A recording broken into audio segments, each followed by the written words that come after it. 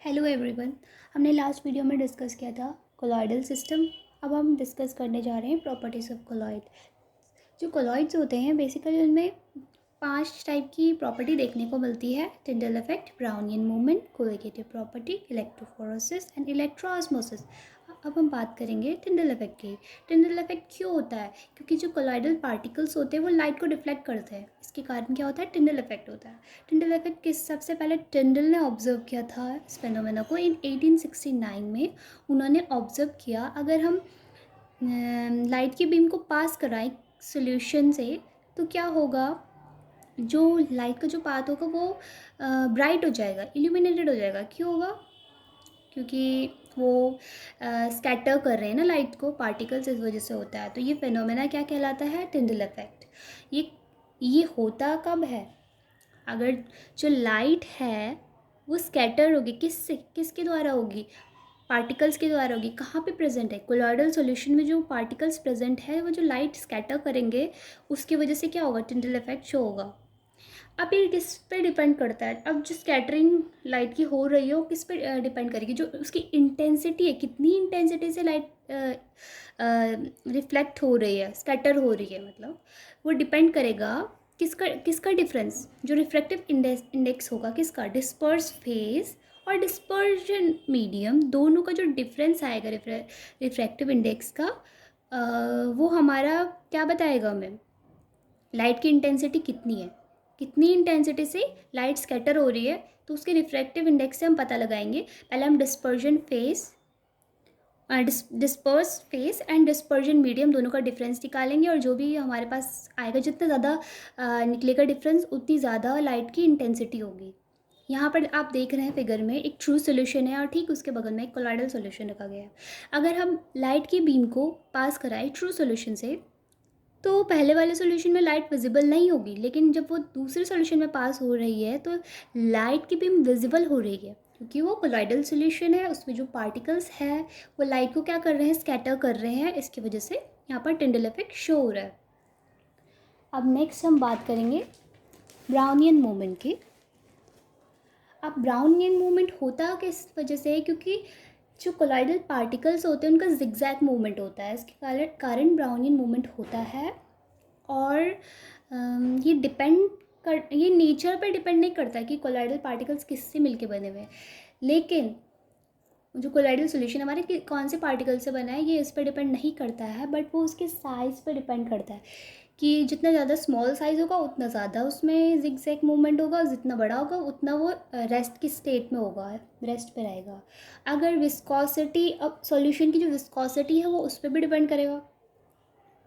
तो होता ये है, ये इस कारण होता है, सबसे पहले तो सिंपल तो हमें पता है जिगजैग मूवमेंट होता है, लेकिन होता ये है कि कंटिन्यूसली कोलिजन होता है इसका between colloidal particles and molecules of dispersion medium, यानी वाटर के बीच में और हमारे जो पार्टिकल्स है। वाटर क्या है यहाँ पर? Dispersion medium. डिस्पर्जन मीडियम के जो मॉलिक्यूल्स है मान के चल लो, वैसे ही उसमें जो प्रेजेंट है कोलॉइडल पार्टिकल्स हमारे सोल्यूट्स, उन दोनों के बीच में कोलिजन होता है। कंटिन्यूस कोलिजन होने के कारण क्या होता है? काइनेटिक एनर्जी बढ़ेगी। अब कोई भी वर्क डन हो रहा है तो उसमें काइनेटिक एनर्जी लगती है, जितनी स्पीड बढ़ेगी उतनी ज़्यादा काइनेटिक एनर्जी होगी। तो जो कोलॉइडल पार्टिकल्स हैं के द्वारा क्या होगा? लाइट स्ट्राइकिंग होगी, ठीक है, और एक दूसरे को टकराएंगे तो जिगजैग मूवमेंट हो जाता है इस कारण से। अब सारे साइड से, जैसे वाटर का मॉलिक्यूल है मान के चलो, सारे साइड से क्या कर रहा है? सारे साइड से धक्का लगा रहा है, ठीक है। तो होगा ये कि सारे डायरेक्शन में स्ट्राइक करने लग जाएंगे ना पार्टिकल्स को एक तरफ से प्रेशर डाल रहे हैं ना, तो उसके कारण वो मूव करने लग जाएंगे। तो अब हमने बोल दिया कि जिगजैग मूवमेंट्स जो कोलॉइडल पार्टिकल्स का होता है इस वजह से हो जाता है। अब फर्स्ट ही सबसे पहले किन्होंने ऑब्जर्व किया था, उनका नाम था रॉबर्ट ब्राउन। इन 1827 में उन्होंने क्या किया था? पॉलन ग्रेन्स को सस्पेंड किया था वाटर में, और उसमें उन्होंने ये चीज़ ऑब्जर्व की थी। जो वेलोसिटी होती है पार्टिकल्स की, कौन से पार्टिकल्स? कोलॉइडल पार्टिकल्स, वो इंक्रीज होगी कब? अगर पार्टिकल्स का जो साइज़ होगा छोटा रहेगा, विस्कोसिटी कम रहेगी, तो वेलोसिटी बढ़ेगी। और अगर पार्टिकल्स का साइज़ बड़ा होगा, विस्कोसिटी ज़्यादा होगी, तो वेलोसिटी कम हो जाएगी।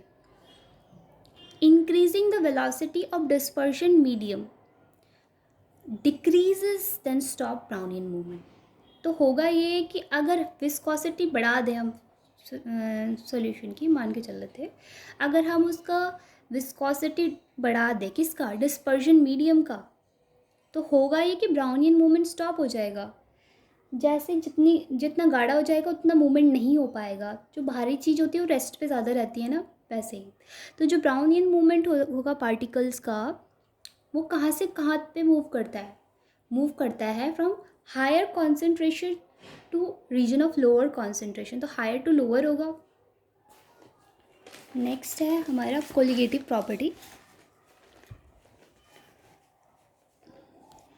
कोलिगेटिव प्रॉपर्टी होता क्या है?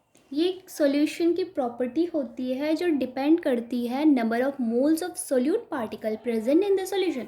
मतलब जो सॉल्यूशन है उसमें कितने number of moles solute particle के प्रेजेंट है, वो उस पर डिपेंड करता है। तो वो प्रॉपर्टी सॉल्यूशन की जो डिपेंड करती है number of moles of solute particles जो कि सॉल्यूशन में है, उसको हम कोलिगेटिव प्रॉपर्टी बोलते हैं। जैसे कि हो गया हमारा, जैसे ऑस्मोटिक प्रेशर हो गया, एलिवेशन एंड बॉइलिंग पॉइंट, ये सारे इसमें आते हैं। फिर हमारा है इलेक्ट्रोफोरोसिस।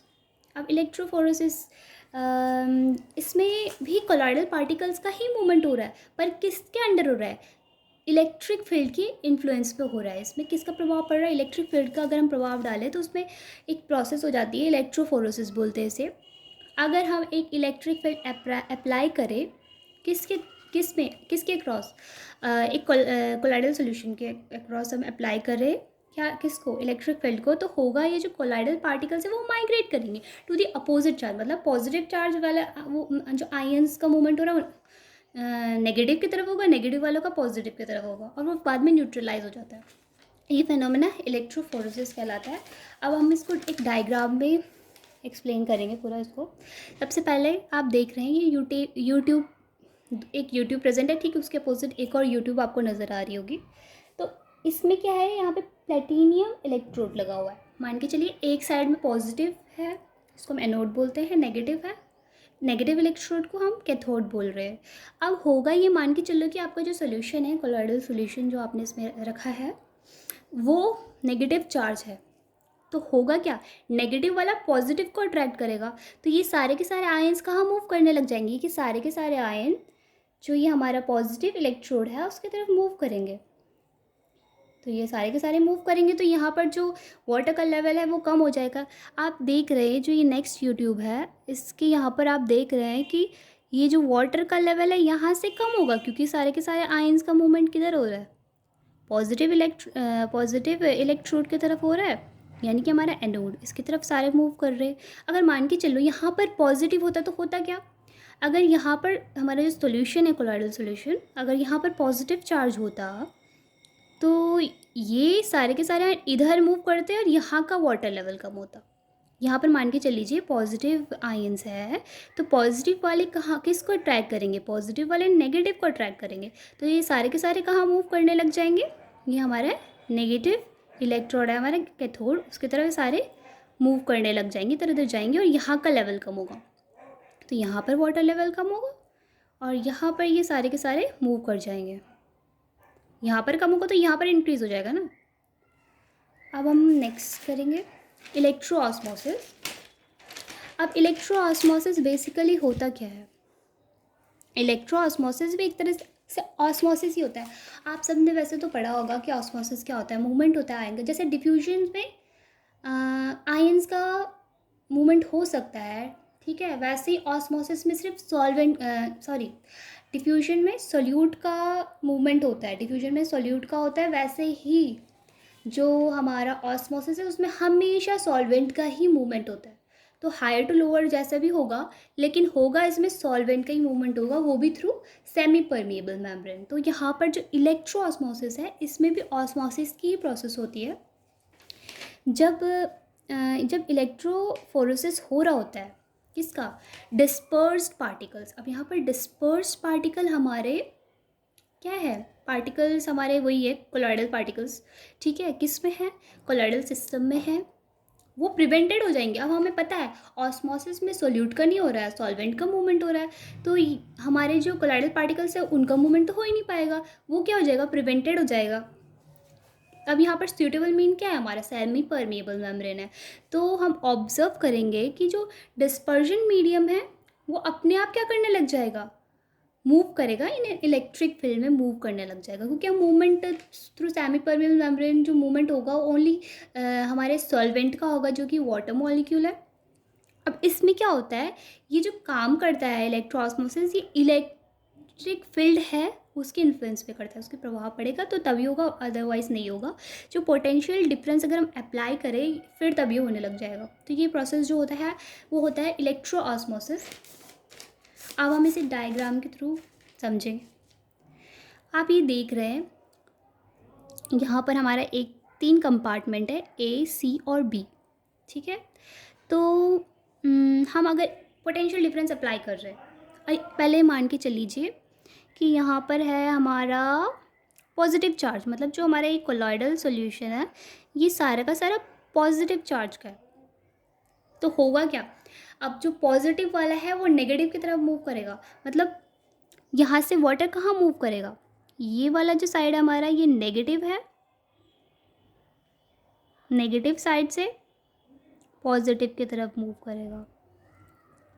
ये नेगेटिव है ना हमारा, और यहाँ पर पॉजिटिव चार्ज है, सॉरी, अगर यहाँ पर नेगेटिव है और यहाँ पर पॉजिटिव इलेक्ट्रोड है, तो ये इलेक्ट्रोड लगे हुए इधर और दोनों कंपार्टमेंट में, तो यहाँ पर भी वाटर है, ए कंपार्टमेंट में भी वाटर है, बी कंपार्टमेंट में भी वाटर है, यानी वाटर मॉलिक्यूल्स है इधर भी और इधर भी। बीच में क्या है, हमारा कोलॉइडल सॉल्यूशन है, इसमें क्या है, आयंस है। कौन से वाला आयंस है, पॉजिटिव है, ठीक है। तो अगर हम मान के चल रहे थे हमने पोटेंशियल डिफरेंस अप्लाई किया और यहाँ पर क्या है, पॉजिटिव चार्ज के आयन ज़्यादा है, तो होगा ये कि अब यहाँ से वाटर मूव करेगा, देख रहे हैं आप, यहाँ से वाटर ए कंपार्टमेंट से सी कंपार्टमेंट में आएगा और सी से बी में जाएगा, और होगा ये कि फिर यहाँ पर जो ट्यूब नज़र आ रही है यहाँ पर लेवल बढ़ जाएगा, क्योंकि यहाँ पर से यहाँ तक आयंस का जो लेवल है वो बढ़ जाएगा, क्योंकि जो पॉजिटिव वाला है वो नेगेटिव की तरफ मूव करेगा। वैसे ही अगर यहाँ पर मान के चल लो, अभी हमने पॉजिटिव का एक्सप्लेन किया था, अगर यहाँ पर नेगेटिव चार्ज होगा तो नेगेटिव वाला पॉजिटिव की तरफ होगा, तो हम अब नेगेटिव वाला कर रहे हैं ना, तो यहाँ से होगा। अब यहाँ आप देख रहे हैं H2O, यहाँ पर वाटर मॉलिक्यूल है, ठीक है। तो अगर पोटेंशियल डिफरेंस अप्लाई किया है तो ये H2O जो है वाटर का मूवमेंट किधर होगा, नेगेटिव है ना इधर, तो नेगेटिव से इस तरफ ये सेमी परमिएबल मेम्ब्रेन है, इसके थ्रू यहाँ पर मूवमेंट हुआ। तो अब ये नेगेटिव वाले यहाँ आ गए, वाटर मॉलिक्यूल्स इधर आ गया, और यहाँ से फिर यहाँ मूवमेंट होगा, ये नेगेटिव वाले आयंस की वजह से, क्योंकि यहाँ पर हमने पोटेंशियल डिफरेंस अप्लाई किया था, तो ये वाटर मॉलिक्यूल्स का मूवमेंट यहाँ हुआ थ्रू सेमी परमेबल मेम्ब्रेन, फिर कोलोइडल सॉल्यूशन में आया, कोलोइडल सॉल्यूशन से फिर ये कंपार्टमेंट सी से कंपार्टमेंट ए में गया H2O, और फिर उसके बाद यहाँ पर पानी का वाटर लेवल है ये थोड़ा बढ़ जाएगा, बस यही होता है। और इस प्रोसेस को हम इलेक्ट्रोऑस्मोसिस बोलते हैं। फिर इसके जो यूजेस है, इसका यूज़ किया जाता है थेरेपी के लिए, जैसे जो सिल्वर कोलॉइड्स होते हैं germicidal, as a germicidal use किए जाते हैं, वैसे ही कॉपर कोलॉइड ये एंटी कैंसर होता है, मर्क्यूरी कोलॉइड ये एंटी सिफिलिस होता है। वैसे ही और भी इसके एग्जांपल हो सकते हैं, बट हम इतना ही समझेंगे। Thank you.